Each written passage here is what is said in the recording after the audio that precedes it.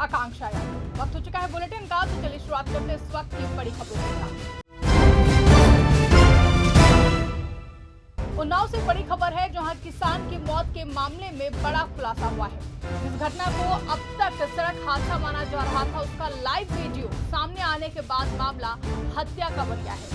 दरअसल फतेहपुर 84 थाना क्षेत्र के सुखा खेड़ा पुल के पास हुई इस घटना में किसान मन्नू सिंह की मौत हुई थी। पहले इसे सड़क हादसा बताया गया, लेकिन अब वायरल वीडियो ने पूरी सच्चाई सामने ला दी है। वीडियो में साफ दिख रहा है कि भतीजे ने पहले ट्रैक्टर से कुचलकर किसान को गिराया, फिर डंडों से पीट कर हत्या कर दी।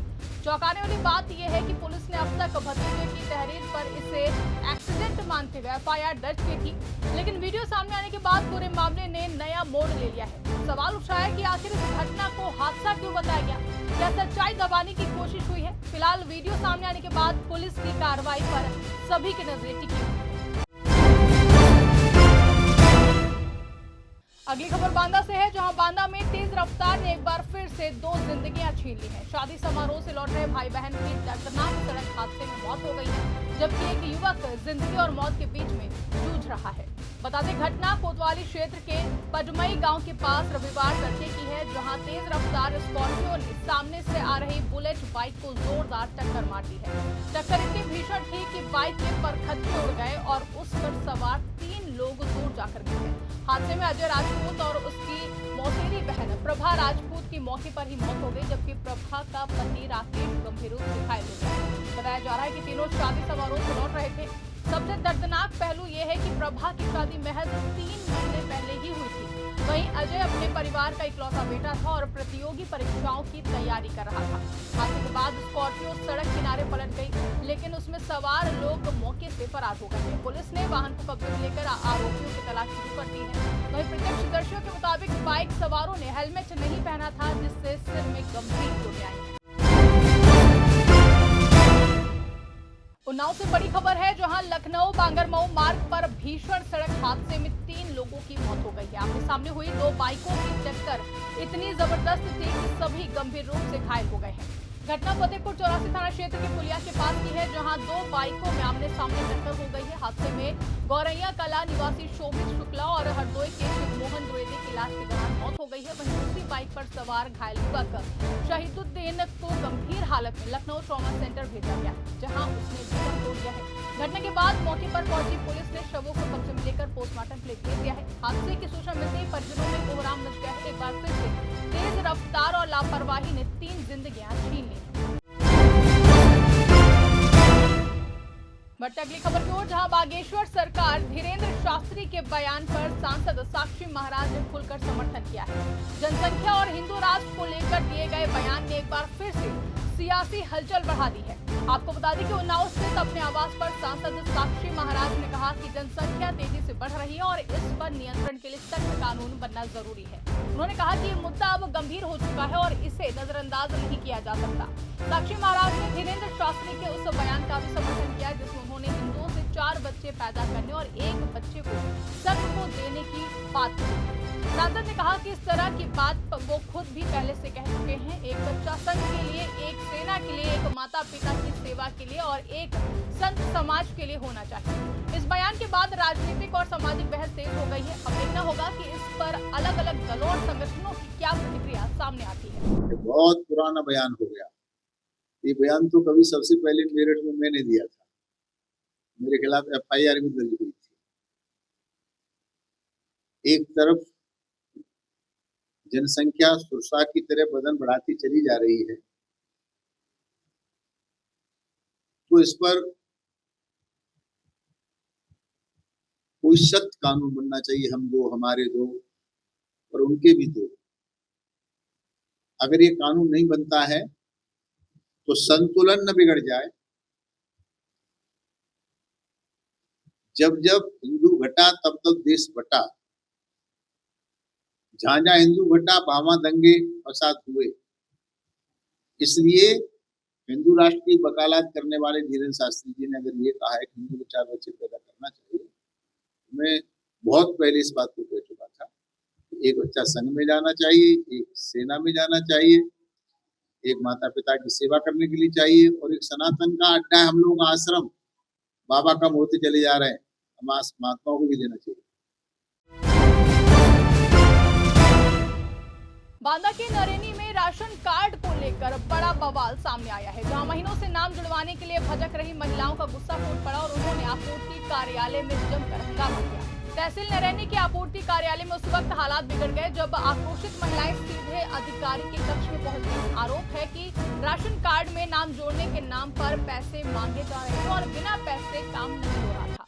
जहां महिलाओं का कहना है कि वो कई महीनों से चक्कर काट रही हैं, लेकिन उनकी सुनवाई नहीं हो रही है। इसी नाराजगी में महिलाओं ने आपूर्ति अधिकारी को कक्ष से बाहर खींच लिया और जिससे कि मौके पर अफरा-तफरी मच गई है। घटना का वीडियो सोशल मीडिया पर तेजी से वायरल हो रहा है। वहीं जब जिला आपूर्ति अधिकारी से सवाल किया गया तो उन्होंने सीधे जवाब देने से बचते हुए नाराजगी जाहिर की है। सूत्रों के मुताबिक विभाग अब हंगामा करने वाली महिलाओं पर ही कार्रवाई की तैयारी में है, जिससे मामला और भी ज्यादा गर्मा गया है। अब ये मामला नए जिलाधिकारी के सामने बड़ी चुनौती बन गया है। बुलेटिन में अगली खबर बांदा से है, जहां बांदा में बिजली के बढ़ते बिल और नए मीटरों को लेकर जनता का गुस्सा खुलकर सामने आ गया है। बेलन गैंग की महिलाओं ने जिलाधिकारी कार्यालय पहुंचकर जोरदार प्रदर्शन किया और बिजली विभाग पर मनमानी वसूली के आरोप लगाए। दरअसल सोमवार को बड़ी संख्या में महिलाएं हाथों में बेलन लेकर डीएम ऑफिस पहुंची और नए मीटरों के खिलाफ विरोध जताया है। महिलाओं का आरोप है कि गरीब बस्तियों में जबरन नए मीटर लगाए गए हैं, जिसके बाद बिजली बिल कई गुना बढ़ गया है। प्रदर्शन कर रही महिलाओं का कहना है कि दिहाड़ी मजदूर परिवारों के लिए एडवांस बिल भरना मुश्किल हो गया है और कई घरों में कनेक्शन कटने का खतरा भी बना हुआ है। पुष्पा गोस्वामी के नेतृत्व में महिलाओं ने डीएम को ज्ञापन सौंपते हुए मांग की है कि नए मीटर हटाकर पुराने मीटर बहाल किए जाए और मनमानी वसूली पर रोक लगाई जाए। जहां महिलाओं ने चेतावनी दी है कि अगर जल्द ही सुनवाई नहीं हुई तो फिर आंदोलन और भी ज्यादा उग्र किया जाएगा। पुष्पा गोस्वामी, मैं बेलन फौज के नाम से संगठन चलाती हूँ, उसकी मैं कमांडर हूँ। आज क्या कारण है कि आज यहाँ डीएम कार्यालय आना? आज हम लोग इस स्मार्ट मीटर को लेकर के सारी जनता बहुत परेशान है, उसी लिए आए हैं कि स्मार्ट मीटर हटाए जाएं और पुराने वाले जो मीटर लगे थे वो मीटर लगा करके और उसका वो बिल देख के हर महीने रीडिंग लेके पब्लिक को बताया जाए, जनता को बताया जाए, जिससे वो जाके मीटर का बिल जमा हो। नहीं, अभी अधिकारी से भी आपने बात की, क्या कहा? अधिकारी से बात की, हमने डीएम साहब से खुद मिले हैं, 88 अभियंता को उन्होंने बुलाया है, उन्होंने मुझको नंबर दिया है, सबके नाम लिए हैं और उसको आश्वासन दिया है कि हम आ करके आप सब मीटर की जांच करेंगे। जितने 1 किलोवाट के मीटर हैं वो मीटर स्मार्ट मीटर हटा करके सिम हटा दी जाएगी, उनको जनरल कर दिया। अगर ये नहीं होता तो आगे क्या? अगर ये स्मार्ट मीटर का नहीं हटता तो ये जो काला कानून आया है इसकी हर हद को पुष्पा गोस्वामी पूरी पब्लिक को साथ उसका सामना करेगी और उस हद तक जाएंगे कि चाहे जीना मरना एक साथ चाहे मरना पड़े। क्या मीटर भी उखाड़ के फेंकेंगे? नहीं, मीटर तो आप विभाग को हम लोग जब बेलन दिखाएंगे 200 महिलाओं को बेलन पड़ेंगे तो अधिकारी खुद पहुँच जाएगा हटाने।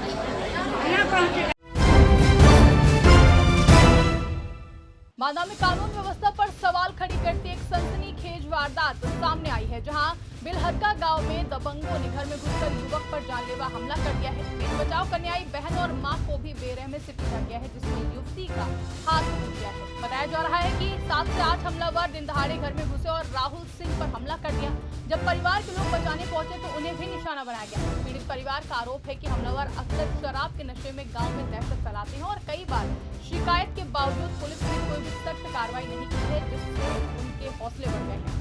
घटना के बाद घायल परिवार पुलिस अधीक्षक कार्यालय पहुंचा और सुरक्षा की मांग की है। वहीं मामले को गंभीरता से लेते हुए एसपी ने कटतल थाना पुलिस को जांच और कार्रवाई के निर्देश दिए। अगली खबर मिर्जापुर से है, जहां मिर्जापुर में ग्राम सभा की जमीन से अतिक्रमण हटाने में लापरवाही पर इलाहाबाद हाईकोर्ट ने सख्त रुख अपनाया है। कोर्ट ने लालगंज के एसडीएम और तहसीलदार को तलब किया है। आपको बता दें कि मामला लालगंज तहसील के पवारी कला गांव का है, जहां ग्राम सभा की सार्वजनिक भूमि पर अतिक्रमण हटाने को लेकर लंबे समय से शिकायतें की जा रही थी। समाजसेवी प्रेम कुमार सिंह द्वारा कई बार शिकायत के बावजूद कार्रवाई न होने पर मामला हाईकोर्ट पहुंचा। सुनवाई के दौरान न्यायालय ने प्रशासन की कार्यशैली पर नाराजगी जताई और पूछा कि अब तक जमीन को अतिक्रमण मुक्त क्यों नहीं कराया गया। कोर्ट ने एसडीएम और तहसीलदार को 28 अप्रैल 2026 को व्यक्तिगत रूप से पेश होने का निर्देश दिया है। साथ ही प्रदेश सरकार के अधिवक्ताओं को भी तलब किया है। अब इस मामले में अगली सुनवाई 28 अप्रैल को होगी। हाईकोर्ट के इस सख्त रुख के बाद प्रशासनिक अधिकारियों की जिम्मेदारी तय होना तय माना जा रहा है।